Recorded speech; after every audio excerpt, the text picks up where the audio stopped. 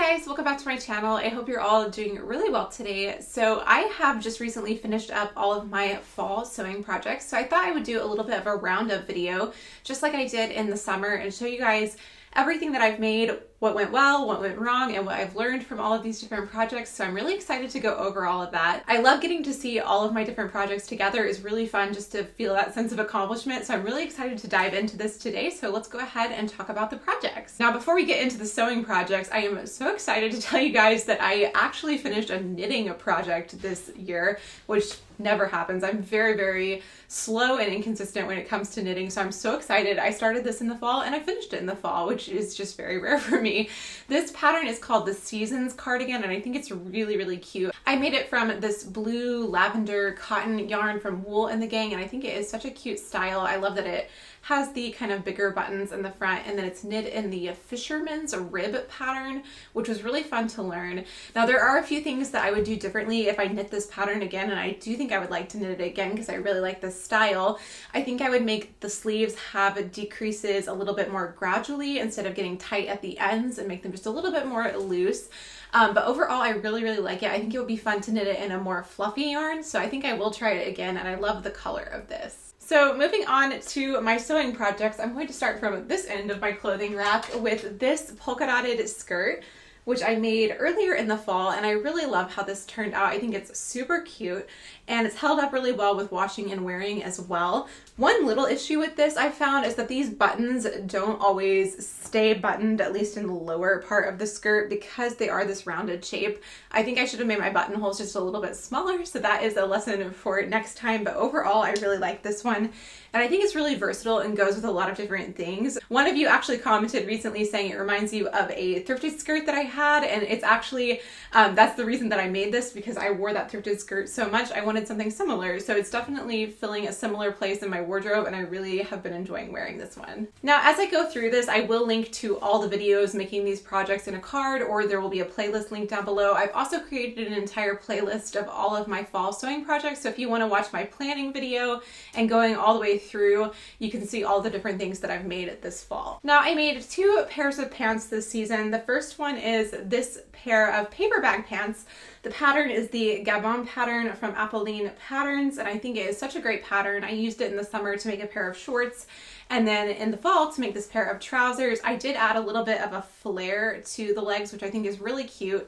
And this fabric is a wool fabric from Mood Fabrics, and I love the print and the colors on this. I think it's so lovely. I've already worn these quite a lot. I've only had them for a few weeks, but I've already worn them quite a lot. And I got to try out some welt pockets, which I had tried in the summer and really struggled with, and they were a little easier this time around. So I do feel like I'm starting to get the hang of this. I think I need a little bit more practice on this technique, but I am making some progress. And then the other pair of pants I made is this daisy print rayon pair of pants, so a little bit more light and flowy, and I really like these. There are a couple of issues with this project.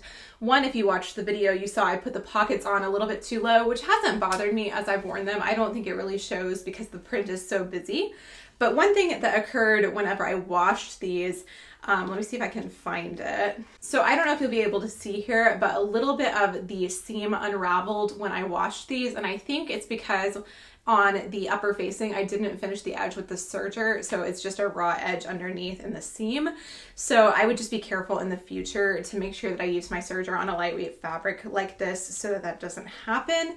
It didn't happen all over, just in this one spot, so it's something that I can definitely mend, but it does make me a little bit more careful when I wear these and take care of them. So that's just something that I noticed with these. The pattern for these pants was the Joss pant pattern from Seamwork, so I will link to that one in case you'd like to check it out. It's definitely a great pattern. I love that it's elastic waist because it's just easy to fit, so I definitely could see myself making more of this pattern. Moving on now to dresses. The first one is my kind of like cottage core themed dress, and I really love how this turned out. I think it's so pretty and just something really unique. It was fun to be creative with this and add the different details.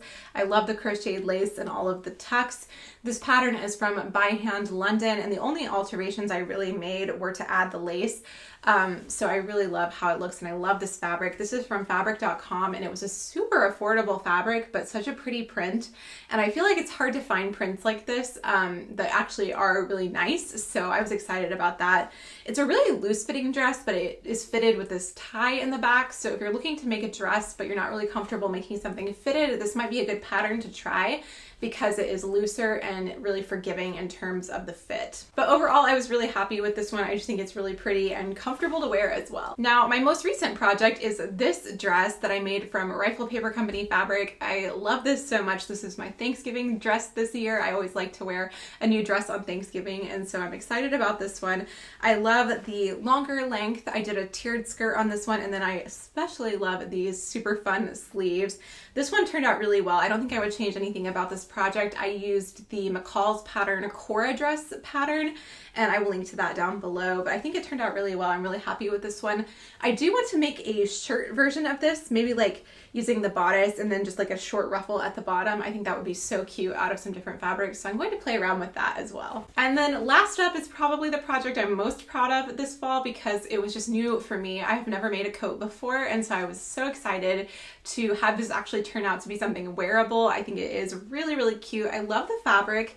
This is from Mood Fabrics. The pattern is from Tessuti Fabrics, and I think it was really a good one to start with because the fit is pretty forgiving and there's not a lot of seaming or anything like that. So I felt like it was really not easy, but straightforward for me as somebody who had never made a coat before. So I really enjoyed working with this one, and I definitely could see myself making it in a few other fabrics. I would like to make it in some fun solid colors. My sister just pointed out to me a little while ago that all of these sewing projects are printed fabrics. I do really like prints, and so I think I need to play around with a few more solid materials. But yeah, I was just so happy with how this ended up turning out, and it was really rewarding to make something like a coat. Now, if you watched my fall planning video, you will have noticed that I didn't get to everything in that video. So a few of those projects I've pushed forward to the winter into the new year. I think there was a purple coat that I wanted to make that I just didn't get around to, as well as a couple of slip skirts that I didn't get around to making. So a few things that I'm going to push forward to the new year. But overall, I'm really happy with what I was able to make this fall. It was really fun to try some new techniques and new projects, and I hope you guys enjoyed following along with all of these projects over the past few months. It's really fun to see everything come together like this.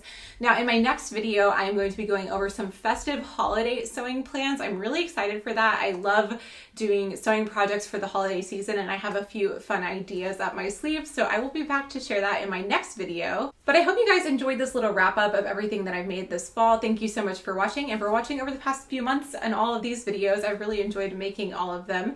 If you are new to my channel and you'd like to stay tuned for future sewing videos or to check out all of these past sewing videos, I would love to have you subscribe by pushing that red button down below.